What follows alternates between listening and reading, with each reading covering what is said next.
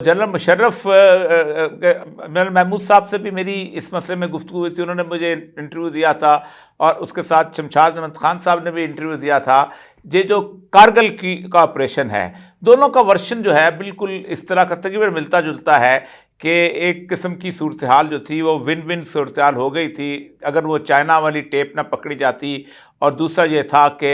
اگر انڈیا اور پاکستان کہیں آپس میں بیٹھ رہے تھے تو امریکہ بیچ میں کود گیا تھا کہ یہ صلح ہم کرائیں گے۔ یہ پورا ورژن، ظاہر بات ہے آپ اس وقت وہاں موجود تھے، اتنے قریب آپ نے نام لیا۔ میری جنرل جاوید حسن صاحب سے یہ بات ہوئی تھی، لیکن وہ ابھی تک نہیں، انہوں نے ان سے انٹرویو انشاءاللہ کہ گے۔ لیکن آپ بتائیے گا کہ یہ سارا ایشو تھا کیا، اور اس کی ہی بنیاد کے اوپر پھر نواز شریف کی گورنمنٹ بھی گئی اور یہ سب کچھ ہوا۔ جی جی دیکھیں، یہاں پہ جو جھگڑا بعد میں چلا وہ یہ تھا کہ نواز شریف کہتے تھے کہ مجھے بتایا نہیں گیا، مجھے انفارم نہیں کیا، اور انہوں نے آپریشن لانچ کر دیا۔ اس میں تھوڑی سی کنفیوژن تھوڑا سا ہے۔ جو آپریشن جب ہونا تھا تو اس سے پہلے کچھ دن پہلے ایک بریفنگ کیل سیکٹر میں وہ ارینج کی گئی، جہاں پہ کہ نواز شریف ویسے وزٹ پہ ان کو کہا گیا کہ جی آپ وزٹ کریں، کیونکہ ہم ایک بائی پاس، لیسوا بائی پاس کا تھوڑا ڈٹور بنانا چاہ رہے تھے، اور جنرل مشرف، میں، جنرل محمود وغیرہ ہم سب گئے وہاں پہ، اور وہاں کیل بریگیڈ ہیڈ کوارٹر میں انہوں نے پریزنٹیشن دی، اور اس میں یہ بتایا کہ یہ کارگل کا آپریشن ہم اس طرح کر رہے ہیں۔ میاں صاحب نے وہاں پہ کوئی ایسا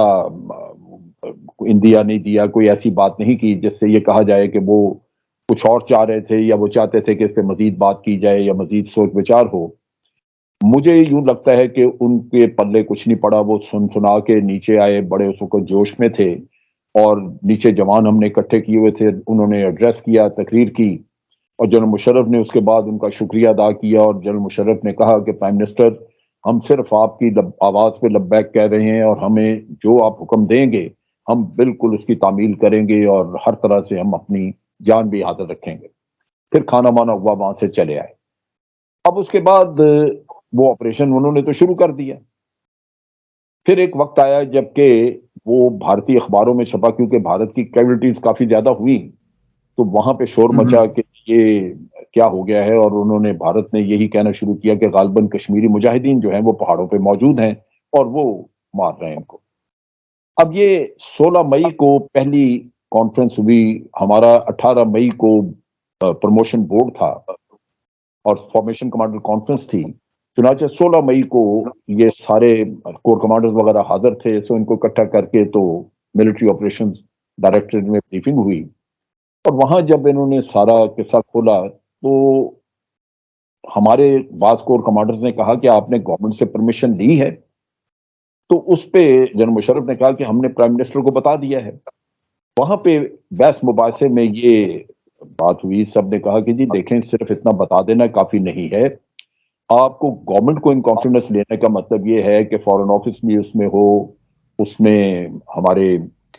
دوسرے کرتا دھرتا لوگ بھی موجود ہوں سول سائڈ سے، تاکہ یہ معاملہ جو ہے وہ اس کی ایک ہولسم قسم کی پکچر سامنے آئے اور اس پہ فیصلہ ہو۔ انہوں نے کہا کہ ہم نے ساری جتنی بھی سچویشنز ہیں وہ ساری اسٹڈی کرنی ہے، لیکن اس میں میرا خیال ہے یہی کمزوری تھی اس وقت کہ گورنمنٹ نہیں اس میں شامل تھی، نتیجہ یہ کہ فارن آفس پریپیئرڈ نہیں تھا، اسی طرح وہاں پہ میڈیا کا رول جو تھا وہ بالکل نیگیٹو تھا، کیونکہ میڈیا کو پتہ ہی کچھ نہیں تھا کہ کیا ہو رہا ہے، تو وہ انٹرنیشنل پروپیگنڈا اور پھر جو فارن آفس کے اوپر پریشر آنے شروع ہوئے وہ پہلے سے فورسی نہیں کیے گئے تھے۔ اب چیز یہ ہے کہ 17 مئی کو انہوں نے پہلی کانفرنس پھر کی ہمارے کہنے پہ، جنرل مشرف نے 17 مئی کو پہلی، جس میں کہ شمشاد احمد خان وغیرہ یہ سارے لوگ موجود تھے، اور وہاں کیا بات ہوئی میں نہیں تھا وہاں پہ، لیکن بہر صورت وہاں ان کو بتایا گیا، اور 18 مئی کو پھر ہماری جو کانفرنس تھی فارمیشن کمانڈرز کی، اس میں اس پہ بات کی گئی، اور یہ طے ہوا کہ چونکہ بھارت کہہ رہا ہے کہ جی یہ کشمیری مجاہدین ہے، تو ہم کشمیری مجاہدین ہی کہیں گے کہ وہ لڑ رہے ہیں۔ اب جب آپ نے اپنے ٹروپس کا ذکر نہیں کیا اور کشمیری مجاہدین کا کہا، تو سب سے بڑی کمزوری اس میں یہ آئی کہ کشمیری مجاہدین جو ہیں ان کے پاس نہ توپخانہ ہے، نہ ہی ان کے پاس ایئر فورس ہے۔ اب اگر آپ کشمیری مجاہدین سمجھتے ہیں کہ وہاں پہ ہیں تو نہ ایئر فورس وہاں پہ استعمال ہوگی، نہ گنز استعمال ہوں گی، نتیجہ یہ کہ جو لوگ آپ کے بیٹھے ہوئے ہیں ان کے اوپر ساری دنیا کا فائر آئے گا، انڈیا کی ایئر فورس بھی آئے گی، انڈیا کی گنز بھی فائر کریں گی۔ اگر ہم یہ کہتے کہ ہماری اپنے ٹروپس ہیں تو وہ اس لحاظ سے اپنے ٹروپس کو سپورٹ کرنے کے لیے آپ کی ایئر فورس بھی ہو سکتی تھی, آپ کی گنز بھی ہو سکتی تھی, لیکن وہ نہیں تھی.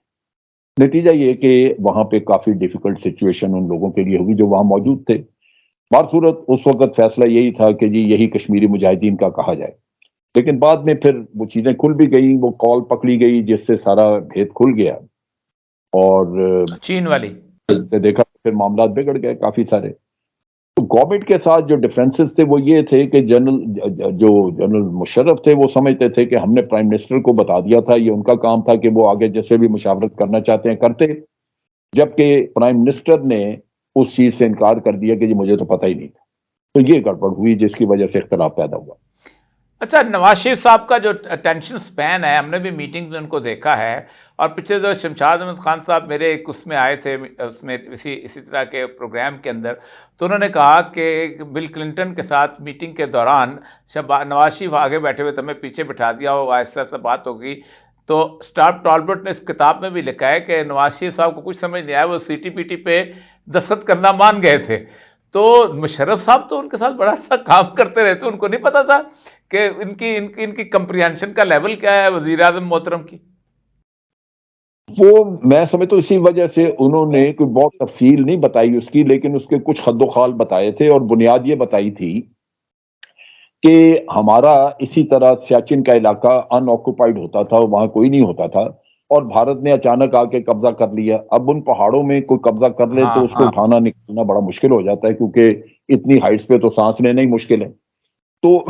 اسی طرح آج یہ جگہیں خالی ہیں جو کبھی کسی زمانے میں ہمارے پاس ہوتی تھیں, تو ہم اس پہ بیٹھ جائیں تو یہ کسی کو اعتراض نہیں ہونا چاہیے. دنیا نے اگر وہ سیاچن والا قصہ ایکسیپٹ کر لیا تو یہ بھی کر لینا چاہیے تھا. لیکن میرا خیال ہے کہ نواز شریف صاحب یہ بات سمجھ نہیں سکے. نتیجہ یہ کہ یہ جو ساری کہانی آگے چلی اس سے وہ مکمل طور پہ دستبردار ہو گئے, اور کہنا شروع کر دیا کہ جی مجھے تو پتہ ہی نہیں تھا. 17 مئی کو بتایا, 17 مئی کو اس سے پہلے آپریشن شروع ہو چکا ہوا تھا اور بھارت کی کیجولٹیز ہو چکی بھی تھیں. یہ